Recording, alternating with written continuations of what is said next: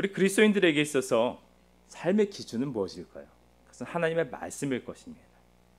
우리 모든 판단과 분별의 기준이 되며 또 하나님의 말씀을 지켜 살아갈 때 바로 우리는 그 예수님 안에 거하며 살아가는 것이 되며 그 속에서 우리가 풍성한 열매를, 삶의 열매들을 맺으며 살아갈 수 있다라고 우리에게 성경에서는 말씀하고 있습니다. 그런 의미에서 바라볼 때 우리가 성경의 말씀을 바르게 아는 것들은 굉장히 중요한 의미를 가집니다. 왜냐하면 바르게 알수록 그것에 대해 올바로 하나님의 말씀 따라 살아갈 수 있기 때문입니다. 근데 우리가 성경을 바라볼 때 많은 부분들이 우리가 이해하기 어려운 부분들이 존재함을 보게 됩니다. 왜 그럴까요? 사실 이 성경이라는 것들이 유대인에게 쓰여질 때 무슨 지식인이다 어떤 여러 가지 것들 배경을 가지고 있는 지식을 가진 사람들에게 쓰여진 것은 아니었습니다. 그럼에도 불구하고 그들이 모두 알아들을 수 있는 말로 쓰여진 것이 성경이었는데 우리들에게 어려운 이유는 문화와 배경과 어떤 민족적인 정서가 틀리기 때문입니다. 우리가 가지고 있는 당연한 이야기들 외국인들이 이해하지 못하는 것들을 간혹 발견하게 됩니다. 동일합니다. 성경의 말씀에 있어서도 바라보면 그들은 당연히 받아들일 것들을 우리는 이해하지 못하는 것들이 성경 속에 분명히 있다라는 것입니다. 그 속에서 우리가 성경의 말씀들을 굉장히 좀 우리가 필요대로 뽑아서 우리가 원하는 대로 만들어 쓰는 일들이 있음을 보게 됩니다. 대표적인 것들을 바라보면 우리가 굉장히 좋아하는 구절들 중에 하나일 겁니다. 빌립보서 4장 13절을 보면 이렇게 말씀합니다. 내게 능력 주시는 자 안에서 내가 모든 것을 할 수 있느니라. 이거 많은 사람들이 자신의 삶 속에서 좌우명처럼 붙잡고 이것을 붙잡고 나아갈 것입니다. 어떤 사람들이 그럴까요? 수험생들이 또는 어떤 직장을 준비하는 사람들이나 사업을 하는 사람들이나 어려움을 당한 사람들이 바로 이 구절을 붙잡고 내게 능력 주시는 자 안에서 내가 모든 걸 할 수 있느니라. 이런 도전과 성취에 대한 자신의 마음을 가지고 이 구절을 붙잡고 나아갈 것입니다. 근데 문제는 사실은 맞습니다. 우리가 간절히 기도할 때 하나님께서는 우리에게 능력 주시며 그 가운데 우리가 바로 이 모든 것들을 깨트리고 나아갈 수 있는 은혜가 있게 되는 것은 맞습니다. 하지만 우리가 이 성경의 말씀에서 과연 이 말씀을 하고 있었느냐는 좀 다른 문제가 됩니다. 이 말씀을 바울이 쓸 때 이 말씀의 배경이 사실은 좀 다른 배경이 있었습니다. 빌립보서 4장 11절과 12절을 바라보면 이렇게 말씀합니다. 내가 궁핍함으로 말하는 것이 아니니라. 어떤 형편에든지 나는 자족하기를 배웠노라. 나는 비천에 처할 줄도 알고 풍부에 처할 줄도 알아.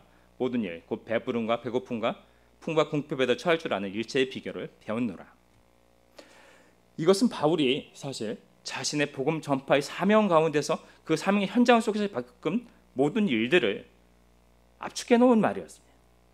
자기가 복음 전파를 하며 돌아다니는 속에서는 어떤 데서는 궁핍하고 배고프고 어떤 데서는 또 환대를 받으며 많은 것들로 부유하던 때도 있었고 모든 상황에 처해서 그 속에서 자기는 사명을 감당했다는 얘기였습니다. 그 모든 것들 속에서도 자기는 그것의 일체의 비결을 배워 바로 하나님이 주시는 그 능력 안에서 자기는 모든 것을 다 감당할 수 있다는 이야기였습니다. 정확히 말하면 이 권면의 말은 사실 견딘과 인내에 대한 이야기였습니다. 정확히 말하면 이 속에서 하나님 우리에게 주셨던 말씀들은 우리가 삶을 살아가다 보면 여러 가지 어려움도 있으며 좋은 일도 있을 수 있고 형통할 때나 나쁠 때나 모든 속에서 너희들이 주 안에서 바로 그것을 견디고 이겨내는 삶이 되라는 이야기였습니다. 사실은 어떻게 보면 좀 한 구절만 띄어내어 우리가 필요한 말씀으로 만들어 사용하는 것들이 사실은 정확하게 그것에 주고자 하셨던 하나님의 말씀과는 달라질 수 있다는 것입니다. 제가 이 말씀을 드리는 것은 사실 성경 속의 여러 가지 이야기들 중에 그런 것들이 좀 발생을 하게 됩니다. 오늘의 이야기도 사실은 그 중에 하나입니다. 오늘 이 본문은 일반적으로 우리가 불의한 청지기의 비유라고 부르는 구절입니다. 이 구절은 성경에서도 사실은 신약 가운데 대표적인 난해한 구절이라고 불리는 구절입니다. 왜냐하면 분명히 이 구절을 좀 전에 읽으셨지만 불의한 청지기의 행동이 나옵니다. 또한 그것을 들키고 났음에도 불구하고 그의 행동은 또 좋지 않은 행동을 하는데 예수님께서는 오히려 이것을 지혜롭다고 말하며 꼭 권면하는 듯한 말을 우리에게 주고 있기 때문입니다. 이 말이 해석하다가 이 잘못되는 경우에 어떻게까지 얘기가 나왔었냐면 어떤 분이 이랬었답니다. 자신이 이중장부를 작성하면서 이 구절을 들고 자기를 정당화시켰다는 것입니다. 이것 봐라, 성경에서도 이렇게 지혜롭게 행동하는 것들, 이 세상 속을 살아가다 보면 세상의 사람들처럼 뱀처럼 지혜롭게 살아가는 것들이 바로 그리스도에게 필요하다라고 말했다는 거예요.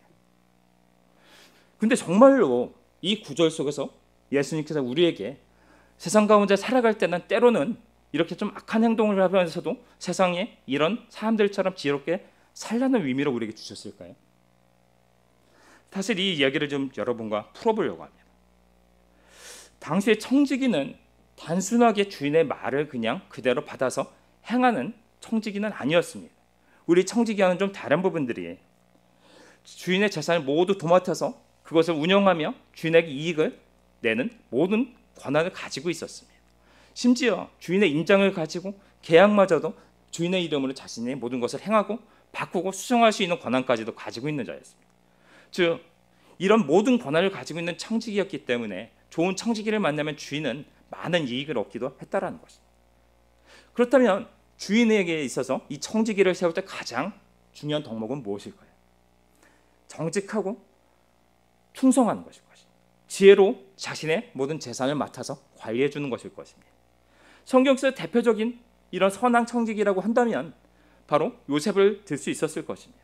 노예로 팔려갔지만 그 속에서 그렇게 지혜롭게 행동했기 때문에 보디발 장군은 어린 노예를 자신의 가정의 총무로 삼아서 그 모든 것을 맡겼다라는 모습이 보이는 것입니다.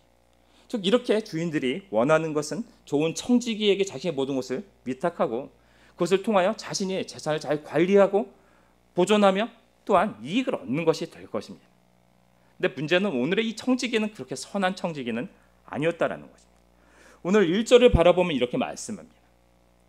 또한 제자들에게 이르시되 어떤 부자에게 청지기가 있는데 그가 주인의 소유를 낭비한다는 말이 그 주인에게 들린지라. 주인은 그것을 잘 관리하고 운영해서 이익을 안겨주는 것이 아니라 자신의 유익만을 위해서 낭비하고 탕진하고 있었다는 얘기입니다. 이 얼마나 이것이 심했으면 주변에 흘려 퍼져 주인에게까지 귀에 이 소식이 들어갔다는 것입니다. 이 소식을 들은 주인이 이 청지기를 불러 이야기합니다. 2절에서 주인이 그를 불러 이르되 내가 내게 대하여 들은 이 말이 어찌 됨이냐 내가 보던 일을 세마라 청지기 직무를 계속하지 못하리라. 그를 불러 내 재산을 모두 세마라는 것입니다. 네가 어떻게 하였는지 지금 어떻게 이것들을 관리하였는지 나에게 전부 세마고 너는 더 이상 내 일을 하지 못할 것이라고 말하는 것입니다. 잘 먹고 잘 살고 있던 청지기의 사실은 날벼락이 떨어졌습니다. 이제 걱정이 되기 시작하는 겁니다. 나이가 들어 이제 농사를 짓고 일을 해서 먹고 살자니 힘이 없고 빌어먹자니 정말 이제 창피한 노릇입니다. 그래서 그에게 하나의 꾀를 냈습니다. 무엇입니까? 그 증서들 좀 전에 말했듯이 그때의 청지기들에게는 주인의 인장을 가지고 그 모든 걸 수정할 수 있는 권한이 있었습니다. 그 모든 증서들을 빚진 자들을 데려다가 그것을 탕감하여 준 것입니다. 줄여주고 그들에게 그 모든 것을 줄여줄 때 이들이 나중에 내가 해고되었을 때 나를 영접하리라 라고 생각했다고 합니다. 이 이야기를 어떻게 들리나요? 우리가 바라보면 사실 이 이야기는 그렇지 않습니다. 주인의 것을 낭비하던 자가 이것을 들키고 나서 회개하지 아니하고 오히려 더 또 주인의 것을 낭비한 사례라고 그렇게 보이지 않습니다. 그런데 이 사건을 향하여 예수님이 뭐라고 말씀하시나요? 8절에서 주인이 이 옳지 않은 청지기가 이를 지혜있게 하였으므로 칭찬하였으니 이 세대의 아들들이 자기 시대에 있어서는 빛의 아들들보다 더 지혜로움이니라. 지혜롭게 행했다고 말씀합니다. 처음에 말씀드렸던 것처럼 정말 나의 부정을 정당화할 수 있을 만큼 어떻게 보면은 이에 나쁜 행동을 정당화해 주시는 것만 같은 그런 느낌이 들기도 하는 내용입니다. 그런데 이것을 바라보는 데 있어서 우리가 관점을 좀 바꿔야 될 부분이 있습니다. 이것을 인간이 자꾸만 바라볼 때 돈의 관점, 인간의 관점에서 바라본다는 것입니다. 인간의 관점으로 바라보는 것은 좀 전에 말씀드린 것과 같습니다. 이 사건은 무엇입니까? 주인의 것을 직접 낭비하던 청지기가 이제는 직접은 아니지만 다른 사람을 통해서 주인의 재산을 허비해버린 사건이 우리 눈에는 맞습니다.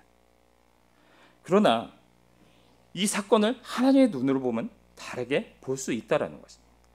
우리가 성경을 바라볼 때 이 사건의 한정되어 보면 사실은 난해한 구절들이 앞 뒤에 이어진 이 사건들을 통해서 풀어보면 사실은 이어지는 사건들을 통해서 말씀하시는 것들이 존재합니다.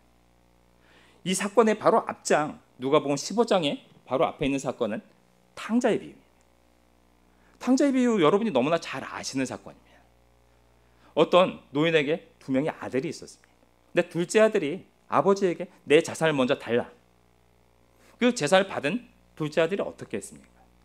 다 그것을 정리하여 먼 외국으로 가서 창녀들과 또한 화랑방탕하여 모두 다 써버렸다는 것이었습니다. 그는 거지와 같이 되어 너무나 궁핍반상을 하다 아버지에게 돌아옵니다.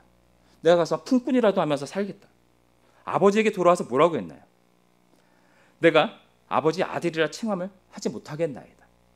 근데 그 아버지는 어떻게 했습니까?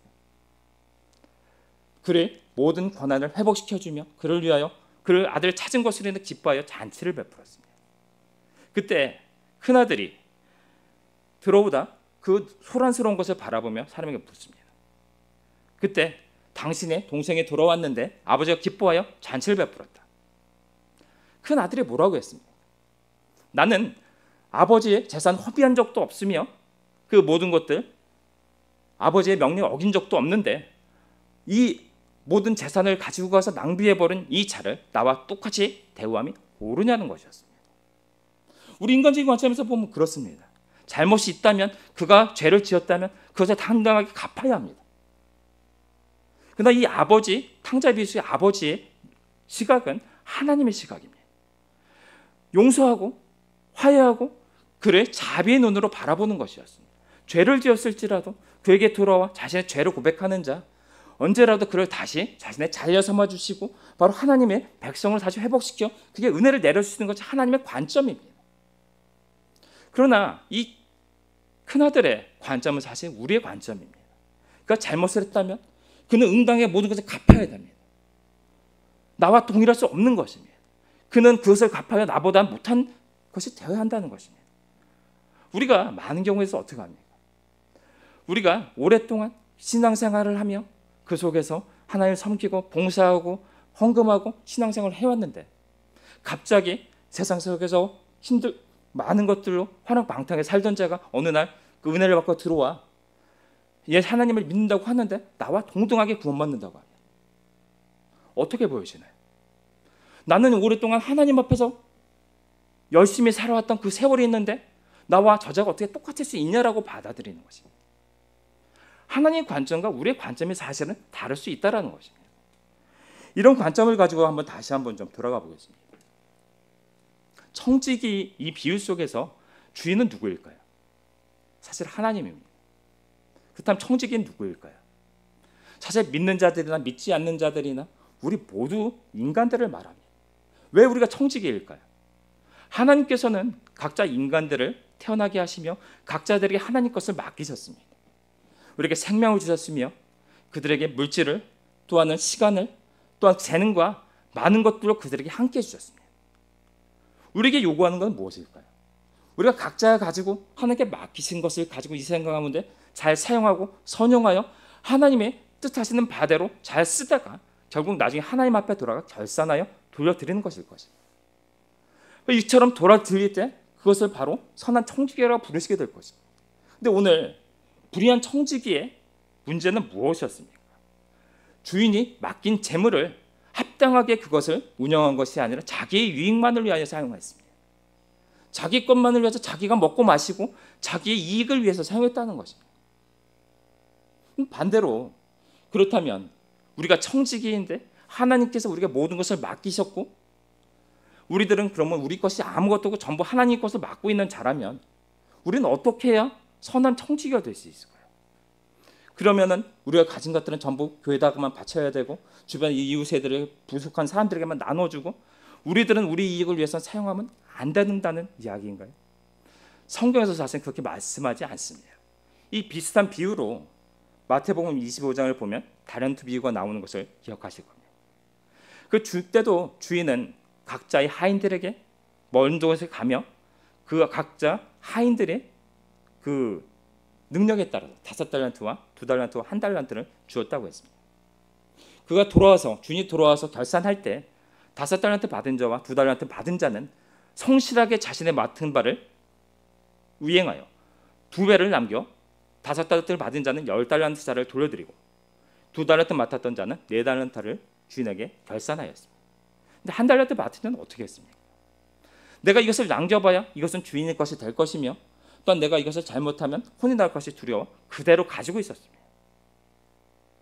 결국 결과는 어떻게 됩니까? 마태복음 25장 27절과 28절. 그러면 내가 마땅히 내 돈을 취하한 자들에게 맡겼다가 내가 들어와서 내 원금과 이자를 받게 하였을 것이니라 하고 28절 없나요?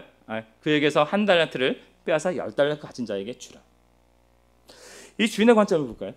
뭐냐면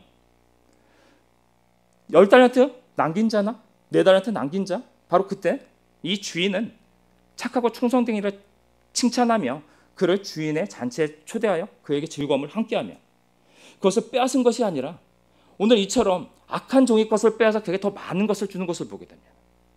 하나님 나라의 원리입니다. 하나님께서 우리의 것을 가지고 우리에게 주신 것을 더 많은 것을 만들어 우리에게 더 많은 것을 받아 하나님 부자가 되기를 바라실까요? 하나님의 원리는 그것이 아니라는 것입니다. 너에게 맡긴 것을 가지고 세상 가운데 하나님 뜻 가운데 사용하며 하나님의 영광을 드러며 살아가는 삶이 되어질 때 그것을 통해서 더욱더 그것을 통해 행하는 자, 더 많은 것을 맡겨 너의 지경을 넓혀주고 더 것을 맡긴다는 것입니다. 우리에게 요구하시는 것은 무엇입니까? 고린도전서 10장 31절. 그런즉 너희가 먹든지 마시든지 무엇을 하든지 다 하나님의 영광을 위하여 하라. 하나님의 관점은 하나입니다. 우리에게 무엇을 맡기실 때 너희들이 그것을 가지고 많이 남겨서 나에게 더 많이 바쳐서 내가 부자가 되겠다? 그것이 아니라 바로 너희들이 준 것을 가지고 이 세상 가운데 하나님의 영광을 위해서 살려는 것입니다. 너희들의 삶을 통해서 너희 주어진 것을 가지고 재물과 건강과 시간과 너희 물질과 이 모든 것을 가지고 너희들이 할 것은 많이 남겨 나에게 바치는 것이 중요한 것이 아니라 그것을 선용하여 그것을 통해서 나의 영광을 드러내는 삶을 너희들이 살아가라고 우리에게 말씀하고 있는 것입니다. 하나님의 원리입니다. 그렇게 바라보면 오늘 칭찬을 받은 청지기는 어떤 행동을 하였습니까? 오늘 16장 5절, 6절, 7절 이렇게 말씀하고 있습니다. 함께 읽어보도록 하겠습니다. 주인에게 빚진 자를 일일이 불러다가 먼저 온 자에게 이를 때 내가 내 주인에게 얼마나 빚졌느냐 말하되 기름 100마리니이다. 이르되 여기 내 증서를 가지고 빨리 앉아 50이라 쓰라 하고 또 다른 이에게 이르되 너는 얼마나 빚졌느냐 이르되 밀 100석이니이다. 이르되 여기 내 증서를 가지고 80이라 쓰라 하였는지라. 주인의 재산을 가지고 함부로 했던 이 자가 자신의 잘못이 드러났을 때 그가 한 행동은 주인이 가지고 있는 권한을 최대한 이용해서 빚진 자들의 것들을 감해 줬습니다. 받은 이거 자신의 빚졌던 것들을 감한 사람들 입장에서는 어땠을까요? 이 청지기가 이런 악한 마음을 가지고 자신들에게 했다라고 생각하지는 못할 것입니다. 바로 자신의 것들을 감해줌으로 인하여 감사하며 또한 이런 이 주인에 대해서 은혜를 느꼈다라고서 느꼈을 것입니다. 바로 이 불의한 재물을 가지고 사실은 주인의 모든 영광을 드러내는 일들을 이 청지기는 행했다라는 것입니다. 단지 이것을 낭비한 것이 아니라 하나님의 관점에서 바라보면 하나님의 물건을 가지고 그것을 다른 세계에 더 은혜를 나누어 줬을 때 이것은 낭비된 것이 아니라 하나님이 은혜가 세상 가운데 하나님의 사랑과 은혜가 자비가 펼쳐나가는 순간이 되는 것입니다. 이것은 영적인 관점에서 봐야 될 문제입니다. 자꾸만 돈의 관점으로 바라보기에 돈이 낭비되는 관점에서 바라보고 있다 보면 이 청지기의 비유는 바로 악한 청지기가 더 악한 일을 했는데 예수님께서 칭찬한 사건이 되고 말지만 하나님 관점으로 바라보면 하나님이 그것을 맡은 자들이 자기 유익만을 위해서 사용하는 것들이 아니라 바로 세상에 나가 그것을 가지고 펼쳐 세상 사람들에게 나눠주는 자가 되어 바로 악한 재물을 가지고 친구를 상긴다는 것, 바로 도움이 필요한 자들에게 나아가 그 재물을 통하여 그 은혜를 나눠주는 사람들이 됐다는 것을 의미합니다. 그것을 바라보고 있습니다. 예수님은 바로 전에는 자기의 유익만을 위해 사랑하던 자가 이제는 바로 그 재물을 가지고 다른 사람들에게 은혜를 나눠주며 그것을 통해서 자기가 그 은혜를 베풀었을 때 그들이 나를 영접하게 될 것이다. 예수님께서 동일하게 말씀합니다. 16장 9절 내가 너에게 말하노니 부의 재물로 친구를 사기라. 그럼 그 재물이 없어질 때 그들이 너희를 영접할 처소로 영접하리라. 이 불의한 청지기의 사실은 이 행동이 통해서 많은 사람들의 은혜를 끼치는 상황이 됩니다. 또한 이것을 통해서 은혜를 받은 사람들은 나중에 그가 궁핍한 상황에 처했을 때 그를 도와주는 자가 될 것입니다. 예수님께서 동일하게 말씀하는 것입니다. 내가 너희에게 그 모든 것을 맡겼을 때 그것을 가지고 너희에게 어떻게 사용할 것이냐고 묻고 계시는 것입니다. 너희들이 너희만을 위하여 그것을 가지고 사용하며 너희 것으로 생각하고 살아갈 것이냐? 아니 그것을 가지고 너희들이 주어진 그 재물을 가지고 바로 친구를 사귀는 자들이 되어라. 필요한 자들, 주변에 어려운 자들, 바로 하나님의 사랑과 자비를 알아야 될 모든 자들에게 나아가서 그 재물로 친구를 사겨 바로 나의 영광을 드러내는 삶을 너희들이 살아가라고 우리에게 말씀하고 있다는 뜻입니다. 이것이 바로 주인의 관점입니다. 주인의 관점 속에서는 이처럼 주인의 재물을 가지고 허비하던 자가 그것을 더 많은 사람들에게 나누어줘 필요한 자들을 은혜를 끼칠 때 그것을 낭비한다고 여기시지 않습니다. 필요한 자에게 그것이 나누어지며 바로 주인의 영광을 드러내는 삶으로 나타나게 되는 것입니다. 그런데 마지막으로 한 문제만 더 살펴보겠습니다. 10절 8절을 보면 사실 애매한 이야기가 있습니다. 그 주인이 이웃지 않는 청지기가 이를 지혜있게 하였으므로 칭찬하였으니 이 세대의 아들들이 자기 시대에 있어서는 빛의 아들들보다 더 지혜로움이니라. 이 세대의 아들들이 누구일까요? 사실은 믿지 않는 이 세상 속에 살아가는 자들입니다. 빛의 아들들은 사실 예수를 믿는 우리들을 이야기합니다. 그런데 아무리 그래도 이 세대의 아들들이 저렇게 행동한다고 할지라도 빛의 아들들보다 더 낫다? 무슨 이야기일까요? 이 세대의 아들들은 불의하게 행동했던 청지기는 사실은 예수님을 알지 못하는 자입니다. 예수님을 알지 못했기에 자기의 주어진 모든 것들이 자신의 것으로 생각하고 자기만을 위해서 살아가는 것입니다. 그리하여 그렇게 살아가는 자를 향하여 예수님께서는 불의한 청지기라고 부르셨습니다. 예수님께 그에게 많은 것을 맡기셨지만 그는 자기만을 위해서 살아가고 있습니다. 하지만 그가 어느 날 바로 자기에게 주인이 있음을 자기가 어떤 잘못을 했는지를 깨닫게 됩니다. 주인에게 결산할 때가 있음을 깨닫게 되는 것입니다. 그가 어떻게 행동합니까? 자신의 잘못을 되돌이키기 위해 최선의 활동을 하는 것을 보게 됩니다. 많은 사람들에게 나눠주고 자기의 잘못을 돌이키려고 합니다. 나눠주며 은혜를 베풀어 자신이 바로 이 속에서 마지막 결산할 때 바로 하나님의 눈을 보게 되는 것입니다. 바로 이 순간은 우리가 사실은 단순하게 재산의 문제가 아니라 마지막 때 일어날 일을 우리는 바라보아야 한다는 것입니다.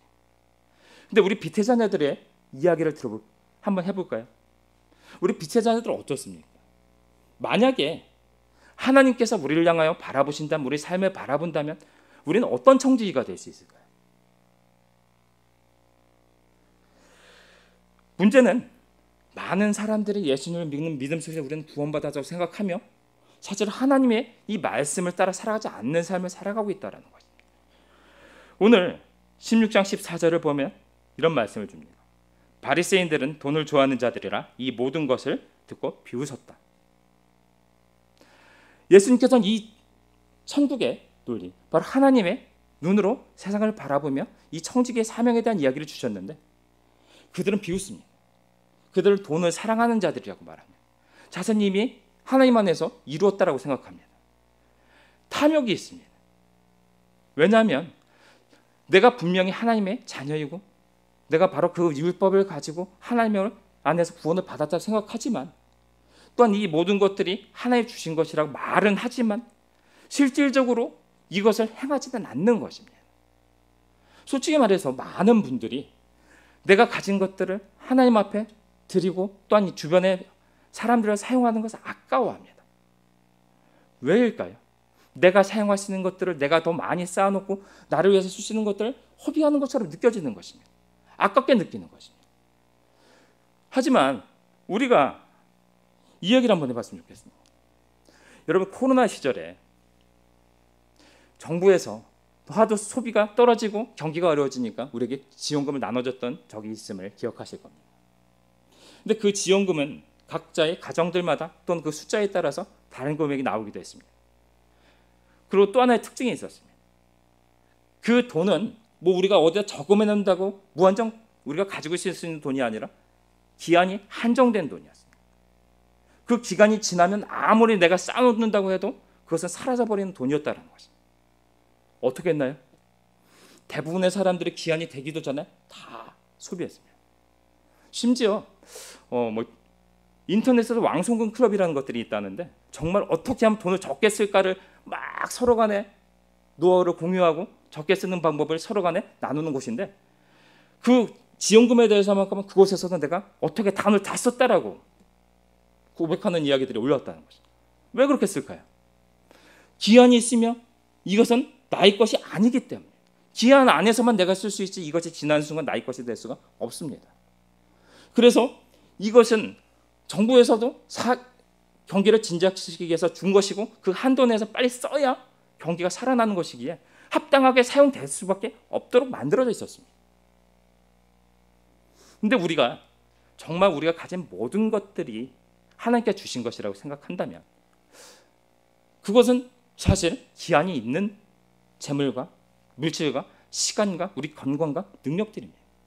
우리가 살아있는 동안만 우리가 맡겨졌으며 또한 그것을 가지고 어떻게 이것을 선용해야 했느냐 그것을 가지고 나가 언젠가 하나님 앞에 결산할 날이 우리에게 돌아온다라는 것입니다. 근데 우리들은 어떻게 할까요? 우리를 향해 말씀하십니다. 너희가 그 준 모든 것을 가지고 너희가 제대로 활용하지 않고 너희만을 위해서 사용한다면 바로 너희가 바로 불의한 청지기라는 것입니다. 또한 그 불의한 청지기가 그 지혜롭게 행동한 것보다 못한 바로 이 세대의 아들들이라고 우리에게 말씀하는 것입니다. 하나님께서 여러분에게 무엇을 주셨습니까? 재물을 주셨나요? 재물을 주셨다면 그것이 남만을 위해서 사용되는 재물은 아닐 것입니다. 내가 그것을 통하여 나에게 주신 그 축복을 누리며 살아가되 또한 내 주변에 있는 그 어려운 사람들과 그 사람들을 위하여 하나님께서는 그것을 흘러도록 만들 때 더 많은 것을 허락해 주시게 될 겁니다. 만약에 나에게 누군가를 섬기고 누군가를 상담하고 누구의 마음을 풀어줄 수 있는 능력이 있다면 내가 해야 될 것은 무엇일까요? 나아가서 그 재능을 가지고 주변에 마음이 아프고 쓰러져 있는 자들에게 찾아가 그의 마음을 일으켜 세워 바로 다시 살아갈 수 있도록 만들어주는 것이 되어야 할 것입니다.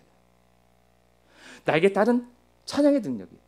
다른 능력이 있다면 그 능력을 통해서 바로 세상에서 그것을 드러내며 하나님의 영광을 해서 살아갈 때 바로 우리들은 하나님의 선한 청지기로서의 삶을 살아가는 것이라 우리에게 말씀하시게 될 것입니다. 오늘 선한 이 불의한 청지기의 비유를 통해서 말합니다. 불의하게 살았지만 그것을 깨닫는 순간 그것을 세상에 풀어 그것을 통해서 친구를 사귈 줄 아는 자가 되었던 이 불의한 청지기처럼 너희들이 맡은 모든 것을 가지고 어떤 청지기로 살아가겠냐는 물음을 주신다는 뜻입니다. 그것을 가지고 너희들이 받은 재능과 물질과 시간과 이 모든 것으로 너희들은 세상 속에서 하나님의 영광을 드러내며 주변에 필요한 사람들을 돕는 사람들로서 살아가라고 우리에게 말씀하고 있습니다. 그러기 위해서 너희에게 주었다라는 것입니다. 오늘 말씀을 좀 정리 한번 좀 해보도록 하겠습니다. 사실 오늘 말씀이 사실은 쉽지 않고 사실 무거운 주제의 이야기입니다.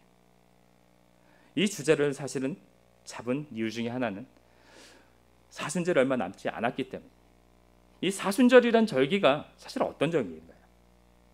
예수님께서 바로 우리 인간들을 위하여 이 땅에 인간으로 내려오시고 고난을 당하시고 죽음을 당하시며 또한 부활하여 우리 주인이 되어 우리 구원의 길을 열어놓으신 사건입니다. 우리는 이것을 기억하고 기념하면서 또한 우리는 이 시간을 통해서 다시 예수님의 고난에 참여함으로 바로 우리 신앙과 믿음을 점검하는 시기가 되어야 할 것입니다.